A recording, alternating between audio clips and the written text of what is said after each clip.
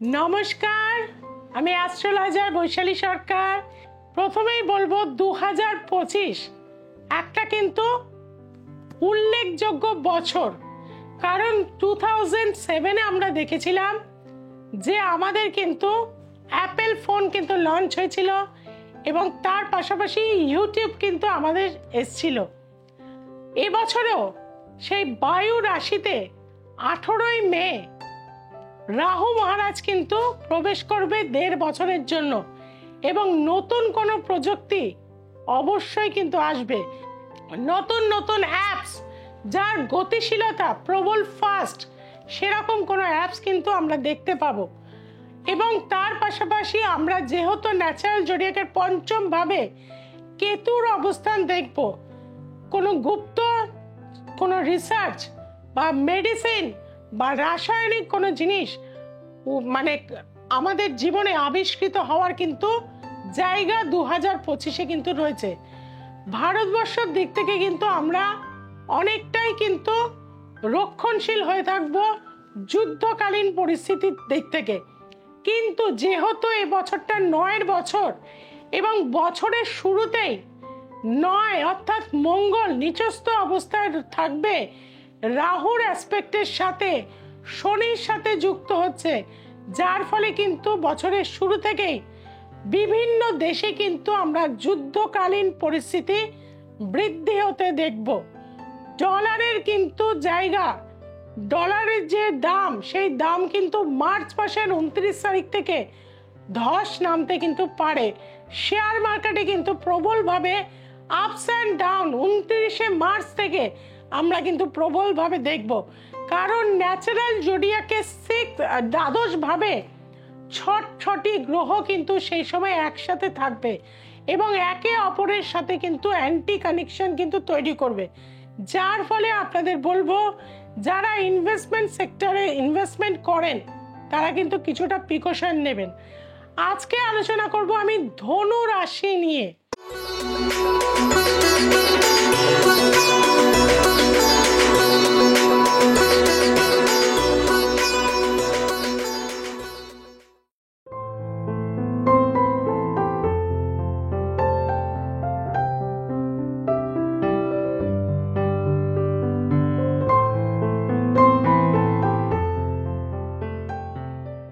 ধনু রাশির ক্ষেত্রে আমি প্রথমেই বলবো, যেহেতু আপনার চতুর্থ ভাবের ওপরে মার্চ মাস থেকে ছটি প্ল্যানেট একত্র অবস্থায় থাকবে এবং 4.5 মাস ভেনাস এক্সল্টেড অবস্থায় কিন্তু বক্র গতিতে মীন রাশির ঘরে থাকবে। নর্মালি ভেনাস এতদিন পর্যন্ত কিন্তু কোনো রাশিতে খুব একটা থাকে না, কিন্তু যেহেতু ধনু রাশির চতুর্থ ভাব পড়ছে, মায়ের শরীর স্বাস্থ্য কিন্তু সাংঘাতিকভাবে একটা ডিস্টার্ব হয়ে যাবে, হসপিটাল ঘর কিন্তু করতে হতে পারে এবং বাড়ির বাস্তুগত জায়গায় শান্তির অভাব এই সময় কিন্তু আমরা প্রবলভাবে দেখব। যে সকল স্টুডেন্ট রয়েছেন যারা মাধ্যমিক, উচ্চ মাধ্যমিক, হায়ার স্টাডিজ, পিএইচডি বা আরো উচ্চ বিদ্যা করতে চাইছেন, তাদেরকে বলবো যে এই সময়টা কিন্তু প্রিকশন প্রবলভাবে নিতে হবে। ভাগ্যস্থানে যেহেতু কেতুর অবস্থান রয়েছে, এই 1.5 বছর কিন্তু ভাগ্য আপনার সাথ দেবে না। পিতার সাথে কিন্তু বনিবনার জায়গা একটা ডিস্টার্ব হয়ে যাবে। যারা বড়রা রয়েছেন সম্পত্তিগত জায়গায় বঞ্চিত হওয়ার জায়গা কিন্তু ধনুরাশির রয়েছে।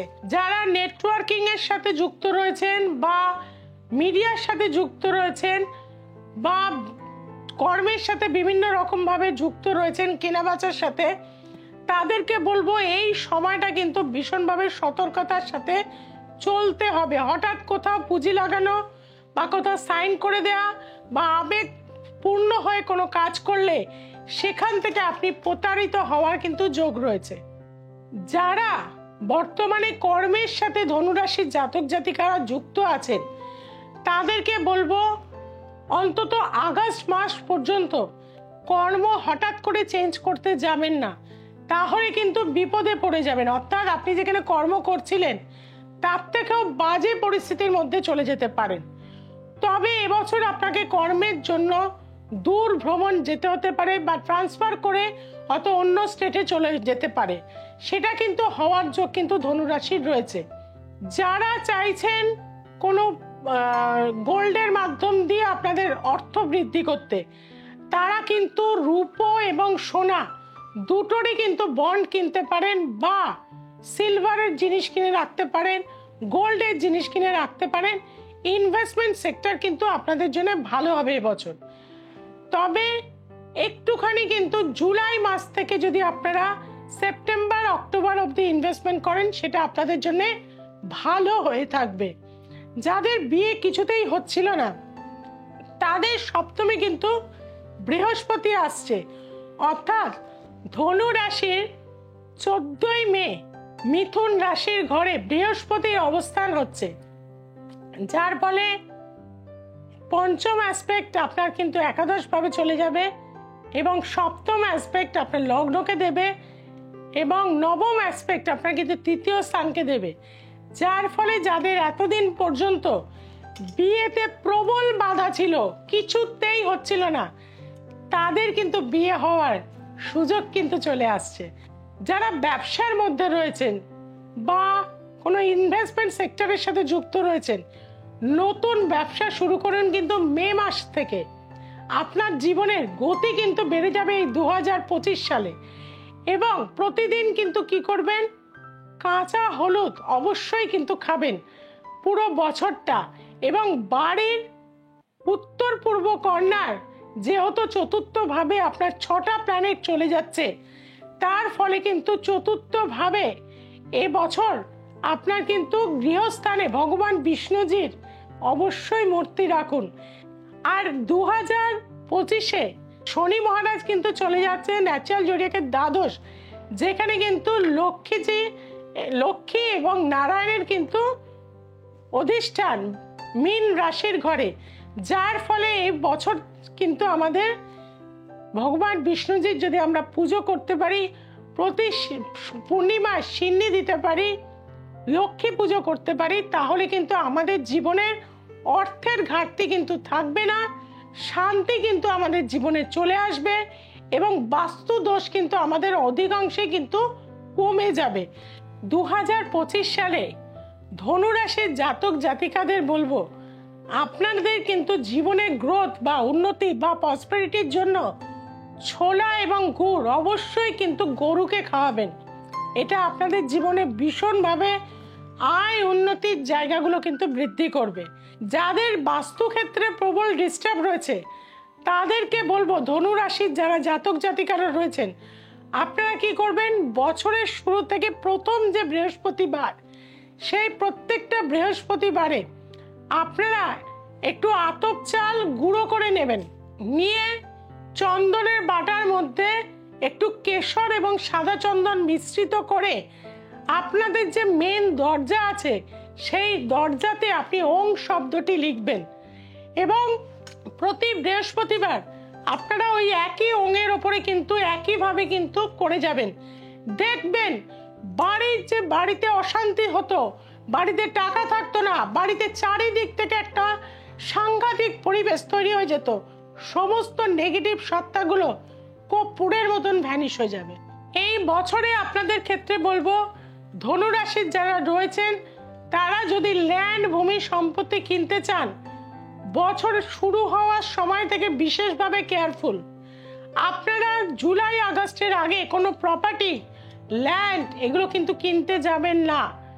জুলাই মাসের পর থেকে কিন্তু এই দিকে ইনভেস্টমেন্ট করতে পারেন।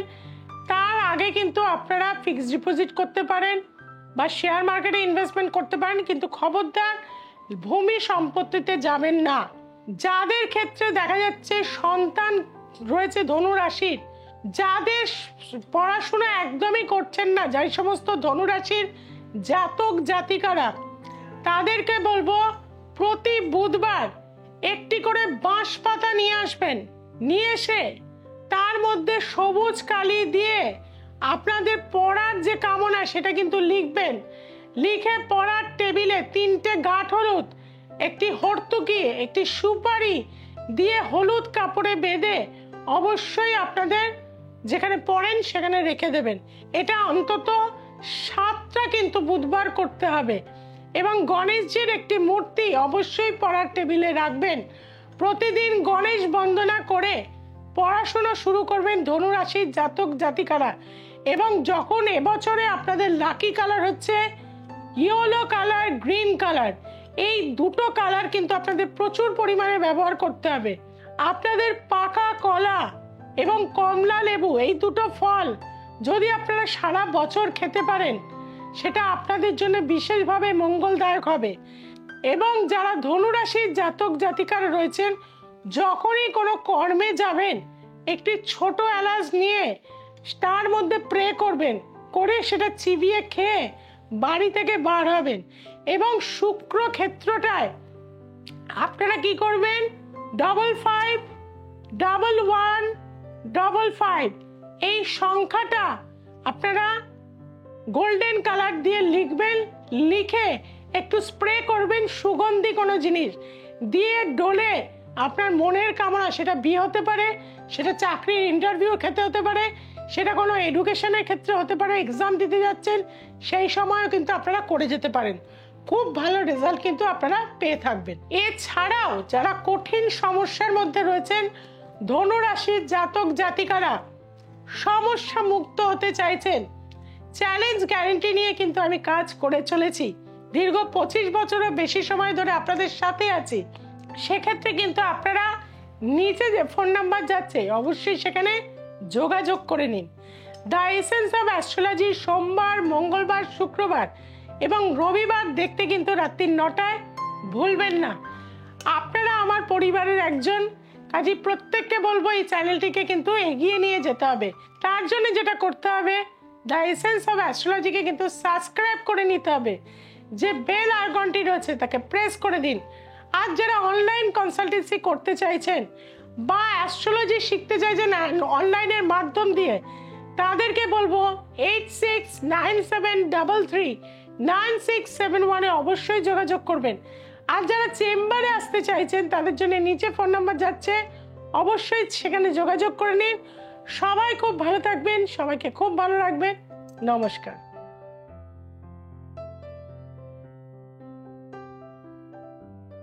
আমি গৌরী মুকুটি। আমি দিদি মেয়ের সমস্যার জন্য এসেছিলাম। অনেক সমস্যা ছিল, অনেক ভুগছিল, খুবই ভুগছিল। সেই সমস্যা এখন এই দিদির কাছে এসে অনেকটাই ভালো। এখন এরকম আপনারা যারা এরকম সমস্যায় ভুগছেন, অসুবিধায় আছেন, অনেক কিছু বলা যায় না সবার সামনে, আপনারা দিদির কাছে আসুন। আমি কৃষ্ণা মাইতি বলছি। আমি চিংড়িহাটা থেকে আসছি। আমার স্বামীর সমস্যা, অনেক কিছুই সমস্যা ছিল। তার মধ্যে সমস্যা, মদ খেত, কাজে যেত না, কাজ করতো না, ঘরে খুব অশান্তি করতো। তা আমার মতো আপনারা যারা কষ্টে আছেন, তারা বৈশালী সরকারের কাছে আসবেন, আপনারা নিশ্চয়ই ফল পাবেন।